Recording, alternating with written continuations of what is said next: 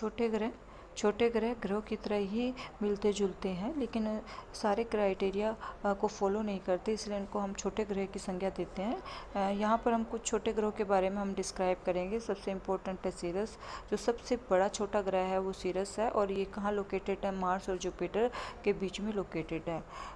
Pluto को हम एक ग्रह की संज्ञा देते थे, लेकिन बाद में इसे छोटे ग्रह के रूप में जानने लग गए हैं। दूसरे नंबर पे जो सबसे बड़ा जो छोटा ग्रह है वो प्लूटो है, और ये कूपर बेल्ट में क्या लोकेटेड है। तीसरे नंबर पे इरिस है, और चौथे में हुमा, और पाँचवें नंबर पे मेकमेक। ये जो सबसे, अगर हम पाँच में सबसे बड़ा पाँचवा जो छोटा जो ग्रह है वो मेकमेक है। मून की अगर हम बात करें तो ये हमारे नेचुरल सैटेलाइट हैं, और ये जो ग्रह के चारों तरफ चक्कर लगाते हैं।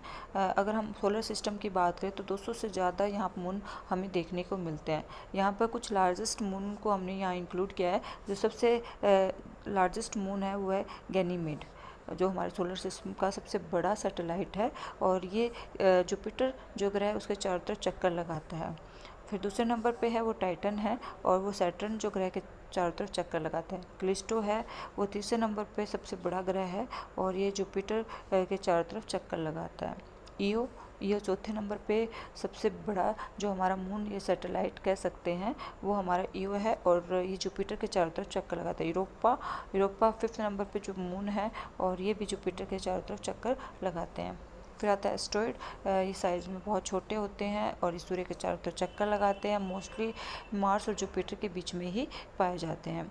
फिर है कोमेट की अगर बात करें तो ये भी सूर्य के चारों तरफ चक्कर लगाते हैं, और कोमेट का एक हेड होता है, एक कोमा होता है, एक टेल होती है। और अगर हम बात करें, ये सारा जो पार्ट है वो गैस और डस्ट से ही बना होता है। मीटरॉइड की बात करें तो मीटरॉइड जो स्मॉल पीसेस ऑफ रॉक और मेटल के बने होते हैं, और जो सूर्य के चारों तरफ चक्कर लगाते हैं। इनका साइज़ वेरी करता है, कई बार बहुत छोटे साइज़ के भी होते हैं, और कई बार बहुत बड़े साइज़ के होते हैं। जब मीटरॉइड एटमॉस्फेयर में एंटर करते हैं तो वो लगभग क्या है, जल जाते हैं। कुछ ऐसे मीटरॉइड होते हैं जो एटमॉस्फेयर पे अच्छे से जल नहीं पाते, और अर्थ सरफेस तक पहुंच जाते हैं, और अर्थ सरफेस पे जैसे ही ये मीटरॉइड पहुंचते हैं तो हम उनको मीटरॉइड कहते हैं।